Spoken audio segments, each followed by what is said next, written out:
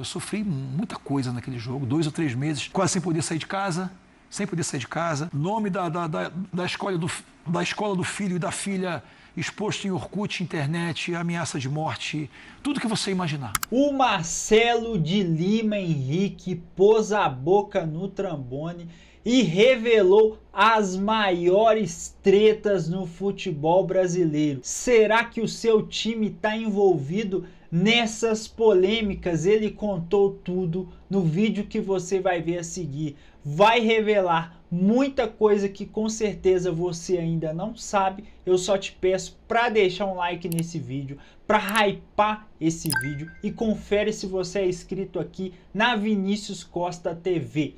Tamo junto e bora pro vídeo. Você estava naquele Internacional e Cruzeiro, 3-0 para o Internacional, você expulsou um jogador do Cruzeiro com 20 minutos da primeira etapa. Sim. Pedrinho Lourenço pediu que você fosse colocado na geladeira e foi atendido pelo Edinaldo Rodrigues. Você, no alto da tua experiência e da tua história, ficou muito magoado com isso, com esse período que você ficou ausente?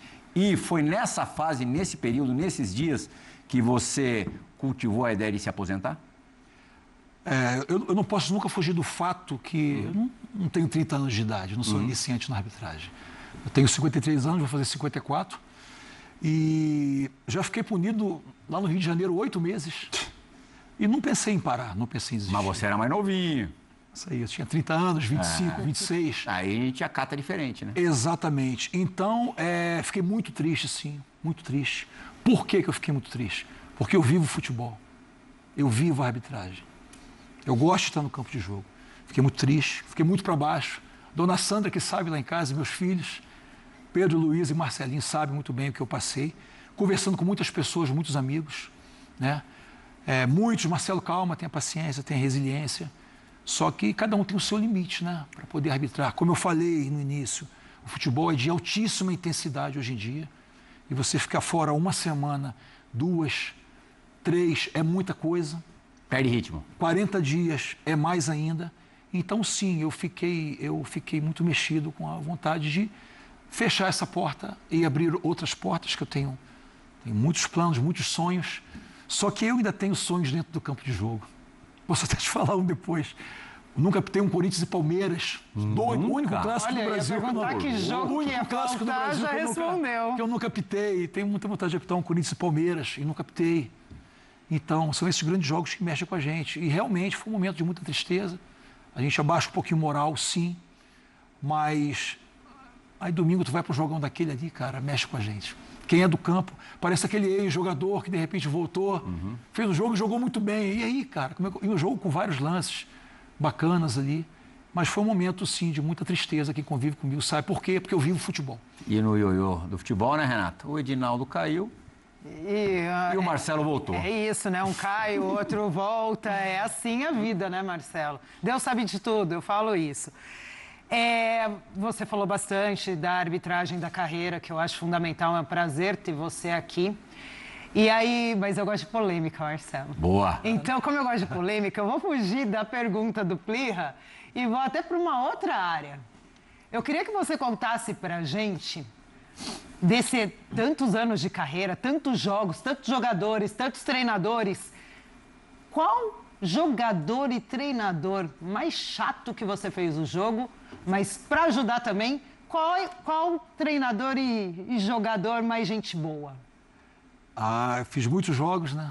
Em alguns países e no Brasil todo. Eu sempre falo do Louco Abreu, grande Louco Abreu, que eu fiz lá vários jogos no Botafogo. Era um jogador muito difícil, com um gênio muito forte, um craque de bola. E aquele jogador teve em campo de jogo que não tinha resenha. O Louco não tinha resenha. Você tinha que, ou você enfrentava o Louco Abreu e de repente tinha que expulsar ou dar um cartão amarelo, que não é a minha intenção, ou você tinha que sair do cara. Tinha que ser, é melhor, deixa o cara lá, eu venho para cá. Então, foi um jogador muito difícil mesmo. Uruguaio, muita garra. Então, assim que me vem à memória, foi um jogador muito difícil de lidar. Treinador, lá no passado, né? Depois ficou bem calmo. O Leão foi muito difícil de lidar, muito difícil. Eu vejo a entrevista do Leão, agora nem parece Tá mansinho. aquele treinador, né, cara? E é um grande cara, eu vejo agora, eu gosto de futebol, né? Nosso ídolo, Leão, fui goleiro e acompanhei muito, mas eu lembro um episódio, um Atlético Mineiro e Palmeiras no Mineirão. E no intervalo do jogo, ele era técnico do Atlético Mineiro, teve alguma polêmica no primeiro tempo, ele mandou os 11 jogadores, ou instruiu ali, né, para irem reclamar comigo ali no centro, mas fazer aquele bolinho mesmo, e eu vou dar cartão para quem? E não tinha reclamação bem efusiva. E foi uma estratégia dele, e foi muito difícil apitar o jogo do Leão. Depois, ao longo da carreira, eu fiz outros jogos dele, se eu não me engano, ele no esporte, e ele já estava um Leão mais manso, né? E o gente boa? Gente boa? Jogador e treinador? Vários. Jogadores, temos vários, gente boa. Tem um jogador, vamos dizer, atuante, assim, que ajuda muito a gente. Aliás, nem mais atuante, né? O Rodrigo Caio ajudou muito a gente no campo de jogo. Os jogadores mais inteligentes e os mais craques nos ajudam muito. Juninho Pernambucano ajudou muito na época. Mas o Juninho era casca, não é? O Juninho, ele sempre foi muito inteligente, entendia a regra do jogo. Ele era casca, mas ele entendia a regra do jogo. Eu falo que o Rogério Ceni era assim, né? Era casca, mas entendia a regra do jogo. O top dos tops isso.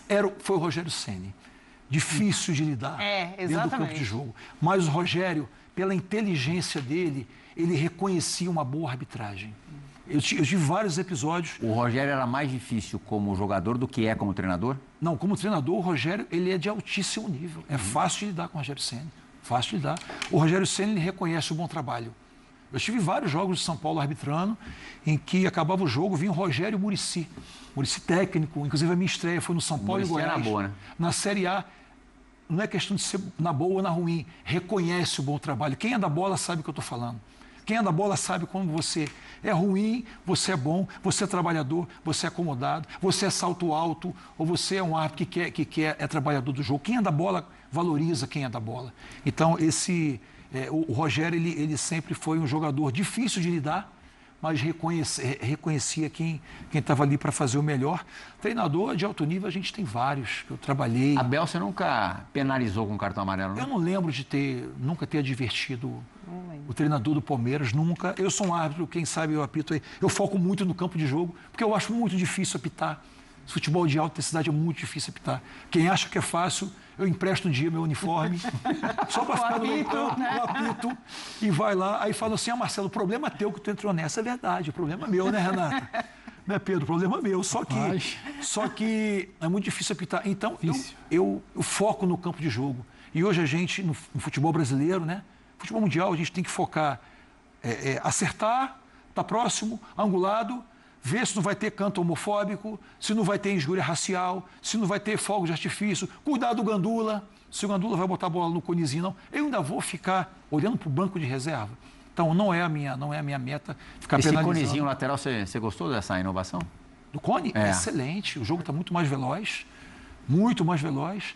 Se algum árbitro, algum que matava o jogo mais para cá, mais para lá, ou então falar muito com o Gandula para descansar, vai ter que treinar mais um pouquinho, porque o jogo está mais intenso, sim, está mais veloz. E os próprios jogadores, eles gostaram muito. Ainda temos que corrigir algumas coisas. Tem algum Gandula que ainda quer arremessar a bola, mas é educativo, a gente tenta educar. Mas excelente, é uma novidade que veio para ficar. Tomara que expanda lá até a Série D, né? A gente sabe que lá tem menos bolas e tal, que expanda, mas é excelente, veio para agilizar o jogo, sim. Pedro Ivo Almeida.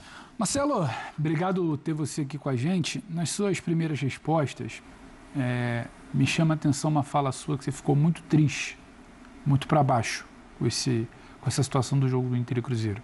E você agora repete, é coisa para olhar na arquibancada, é coisa para olhar em campo, é protocolo para ver. E também é uma arbitragem no Brasil que tem que lidar com orientação, com um relatório toda segunda-feira, se foi bem, se foi mal.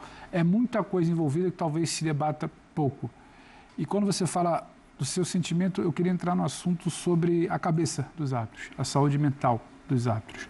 Como você, se você que é o decano, mais experiência, sente muito uma reclamação de rodada de brasileiro, que infelizmente a gente vê rodada após rodada, como você está vendo o seu grupo, os seus colegas, sua classe, diante desse turbilhão que virou, a gente para aqui, é um programa inteiro debatendo, é rede social, é pressão de diretoria, é o presidente da entidade que não sustenta uma decisão. Como é que vocês estão no meio desse fogo cruzado? Como você está vendo a sua classe? Está difícil? Vocês estão perdendo profissionais?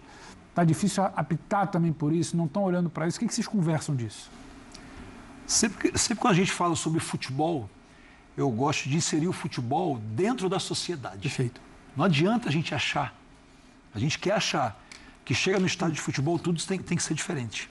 Se a sociedade está violenta, intolerante, desrespeitosa, no seu todo, aí eu quero acreditar que no campo de jogo, eu vou ser autoridade e todo mundo vai me respeitar. Então é muito difícil lidar com isso. Outra coisa que as pessoas têm que entender, mas obviamente que não querem entender. Mais uma vez, né? Quem mandou você se meter nisso? Quem fala muito isso é meu ídolo, Arnaldo César Coelho. Problema teu. Nós árbitros somos seres humanos, cara. A gente não veio de Marte. O Marcelo não veio de Marte. O Klaus, o Daronco, o Hilton, a galera que mais apita aí, o Abate, Bruno Arleu, e de repente começou a apitar. Não. Eu sou um ser mental. Então, esse problema afeta não só o Marcelo, não só os árbitros. Se você for olhar, os jogadores também. Os jogadores, muito se fala nisso. Tivemos agora treinadores tocando nesse assunto. Mais uma vez, imprensa, afeta a imprensa. Quem vive no futebol. As pessoas têm muito pouco zelo com quem vive no futebol, porque a gente tem uma relação muito ruim. Obviamente que quanto mais você sobe de nível, se eu estivesse apitando série, com todo respeito, série D, série C, a pressão é muito menor. Também tem, tá? Se for na página dos clubes aí, toda semana tem uma leva de reclamações. Mas a visibilidade é outra. Mas quando você chega na série A, a vidraça, ela é imensa. É imensa a ponto. Imagine, eu sou árbitro do Rio de Janeiro, apitei lá mais de 25 anos, 26 anos no Rio de Janeiro, com 4 gigantes. Não são clubes, são gigantes do futebol mundial. Uma cidade espremida entre o mar e a montanha, você apitar um clássico no Rio de Janeiro. Se você errar um pênalti no lateral, é 1 mês, 2 meses, sendo achincalhado, sendo ameaçado de morte. Então, isso não é de agora. Você falou num tema, sim, só que a gente tem que encarar isso. Que bom que você está falando isso agora. A gente tem que encarar e tentar tratar dessas pessoas que estão no futebol como seres humanos. Por quê? Estão tratando disso atualmente? Quando fazem treinamento, Não, palestra, eu até falo orientação? mais, porque a gente tinha, né? Você acompanhou isso, uma psicóloga na CBF. Sim, sim. E aí, na gestão anterior do CNM, a psicóloga foi tirada e nós não temos uma nova psicóloga esportiva na CBF. Como você também encaixa essa questão dentro de tudo isso que o Pedro perguntou? Não, muito importante, é muito importante a gente ter o acompanhamento de todos os pilares. Eu tenho o privilégio de hoje ser da Federação Cearense de Futebol, e que o doutor Joel faz um trabalho muito bom com a gente, eu tenho esse trabalho. Eu fiz um trabalho com a nossa amiga doutora Marta. Doutora Marta, particular de terapia. Fiz um programa grande com ela ano passado, porque eu estava nessa transição de carreira e sem me encontrar muito, plano A, plano B, como é que faz? Com a cobrança toda que tem hoje no futebol brasileiro. Não tem como ficar numa bolha, a gente achar que vai resolver tudo isso. Por quê? São esses árbitros que apitam quarta, domingo, que vão ser de repente, jogado aos leões, que vão estar na outra quarta e no outro domingo. Então, eu tenho esse privilégio, Renata, de ter esse trabalho, de ter esse tratamento, sim. Nós tivemos, realmente, na gestão passada, uma ruptura nesse trabalho.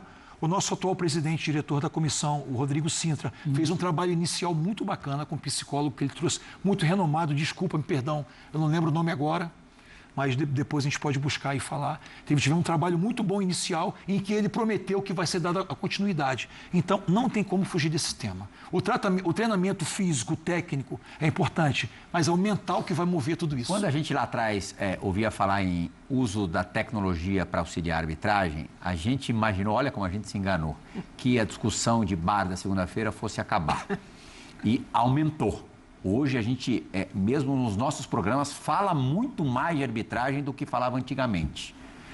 Por quê? Porque baixou a qualidade dos árbitros ou porque o VAR, ao contrário do que se imaginava inicialmente, escancara mais os erros? Eu tenho a terceira resposta. A terceira resposta é que eu entendo que seja verdadeira.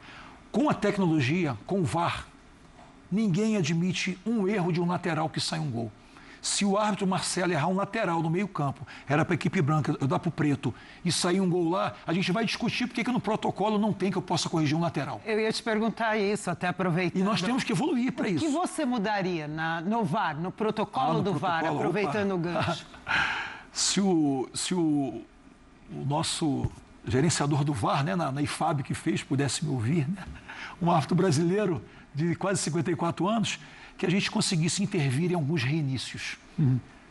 Rapidamente, de repente sai um escanteio, a gente está marcando um escanteio claríssimo, mas foi um tiro de meta. Isso acontece bastante, né? Acontece. Pode acontecer, sim, porque o futebol é muito rápido. A gente não pode fugir disso. Então, o VAR, eu acho que tinha que desenvolver, não é uma crítica, é uma sugestão, sim, para algum reinício de escanteio, tiro de meta, coisas claras, são claras, e não pode se intervir.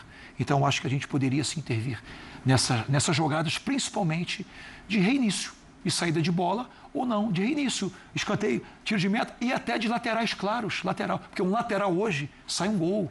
Mas isso joga lá dentro da área. é uma regra, é uma lei que a gente não pode burlar. Acabaram de pleitear, e isso não foi aceito pela CBF, a não interferência da cabine de VAR no momento em que o árbitro de campo está no monitor checando o lance.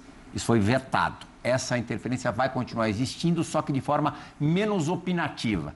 Não dava para cortar mesmo, geral? Você não preferiria ir para o monitor tranquilo, sem outras vozes te acompanhando? Existem coisas protocolares, né? Situações protocolares, em que o VAR tem que explicar tem que explanar para o árbitro e deixar gravado por que está sugerindo uma revisão. Isso é protocolar. Marcelo... Sugira uma revisão. André, aqui, Marcelo, sugira uma revisão para um possível penal. Eu estou te mandando... E acabou, né? Porque a gente escuta os áudios do VAR aqui no Brasil. Cara, não, olha lá direito, olha direito, você não está olhando direito. Olha lá, bateu no dedo. Mas eu concordo com você, também prefiro que quando a gente chegue até a área, até o monitor, eu passo a ser o VAR. E essa é a instrução, André, essa é a instrução. Que quando a gente chega na área, a gente seja o VAR. E quando tem muita interferência e o árbitro de campo não conseguiu utilizar a ferramenta, não conseguiu manejar as câmeras, pedir a câmera correta, as câmeras corretas, que ele se requalifique, sim. Isso é uma cobrança que tem diariamente.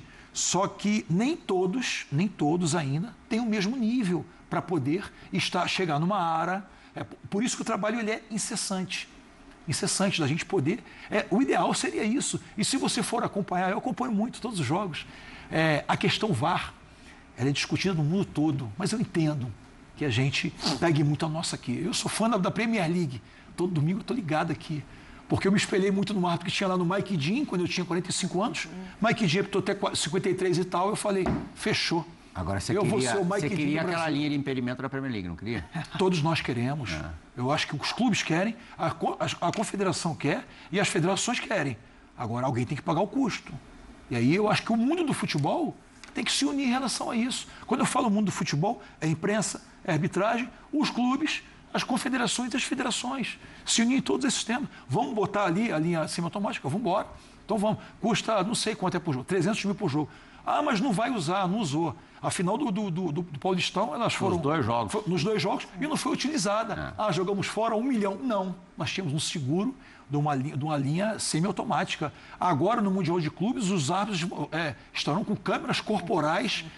Seria bacana se aqui também tivesse isso. Então, acho que sim, a gente tem que buscar o melhor para o nosso futebol. O futebol pentacampeão do mundo, mas eu acho que todo mundo tem que buscar junto. Não é só a gente querer transferir alguns problemas só para a arbitragem. A arbitragem não vai resolver os problemas do futebol brasileiro sozinha. Não vai resolver os erros sozinho. Não vai. Se os clubes não ajudarem, os jogadores não ajudarem, se eu tiver que ficar no meio de 5 ou 6 ali, tendo que chamar o capitão para explicar um lance, porque seria mais fácil, imagine. Não seria mais fácil? Amarelo, amarelo, amarelo, amarelo. E entre nós aqui, a jogada ousada enche o saco, né? Nós temos que educar. Por isso que eu falo que é um trabalho de todos. Marcelo, você está transferindo a responsabilidade? Não, estou sendo realista. É um trabalho de todos. Mas você também sente diferença do árbitro que, por exemplo, eu vou apitar hoje aqui o Brasileiro, amanhã eu vou lá, como você fez bastante, apitar uma Libertadores. Também muda esse jeito de apitar, não muda? Como eu falei na pergunta anterior, o árbitro ele é um ser mental. Não adianta a gente fugir e achar que o cara ele é uma máquina. Ah, não, eu vou apitar. Ele é um ser mental. Tem muitas situações de jogo, tem muitas faltas. Eu sou árbitro carioca. O futebol carioca sempre foi o futebol mais cadenciado. Sim. Sou árbitro carioca. O jogador, às vezes, ele quer a falta. Ele sofre um contato faltoso. E ele quer a falta. E, às vezes, o jogador uruguai-argentino, ele está tomando o africano. Eu apitei jogos de equipe africanos, nos Jogos Mundiais Militares. Os jogadores não caem. Então, a cultura ela é diferente. Não, a cultura de um país é diferente. Se colocarmos, isso é fato, árbitros europeus no Brasil, como tivemos já em finais de Paulistão, sim, e eles reclamaram, eles vão falar, é difícil apitar no Brasil. Eles vão falar, é difícil apitar no Brasil. Começar pela temperatura. Eles botavam um árbitro alemão para apitar em Presidente Prudente com 45 graus. Imaginem chegar um árbitro de Premier League aqui, penal ou no penal, 22 jogadores em cima do cara, 18 em cima do cara. O cara vai entrar em parafuso, porque lá não tem isso. Sim. Aí, só que aqui você é moldado para isso. Só que essa educação, Renata, tem que vir da base. Você prefere o Marcelo de Lima Henrique que apita na Libertadores ou que apita no Campeonato Brasileiro? De agora ou de antes? Porque são vários Marcelo de Lima Henrique. Não, eu prefiro... Qual que é a sua versão favorita? O Marcelo de Lima Henrique de hoje, com 53 anos e 10 meses. Eu prefiro. Eu perdi muitas finais, muitos jogos, por algumas intransigências que eu tinha no início da carreira. Por não ter muito bom senso. Vem cá, a final da Taça Guanabara de 2008, com o nosso capita Fábio Luciano em campo, é um divisor de águas na tua vida, não é não? Total. Muito, muito. Porque ali eu pude mostrar para o Brasil, porque o jogo tem uma repercussão tremenda. Aí, ó, para quem não sabe, um pênalti marcado em cima do nosso Fábio Luciano, no finalzinho. E por conta deste pênalti, o Flamengo levantou a Taça Guanabara daquela temporada. E o pênalti foi, né? Na época não se marcava tanto esse lance, né? Hoje é mais fácil. Hoje seria indiscutível. Foi meu segundo clássico na carreira. Engraçado, foi o meu segundo clássico na carreira. Eu fui à FIFA fazendo um clássico só. Eu cheguei à FIFA por uma mudança de teste físico, estava na hora certa, no lugar certo.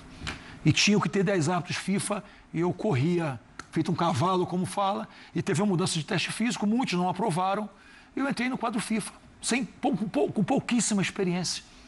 Com pouquíssima experiência de grandes jogos. E, de repente, eu estava numa final de Taça Guanabara, foi a minha segunda final, que eu fiz a de 2007 também, Flamengo e Madureira.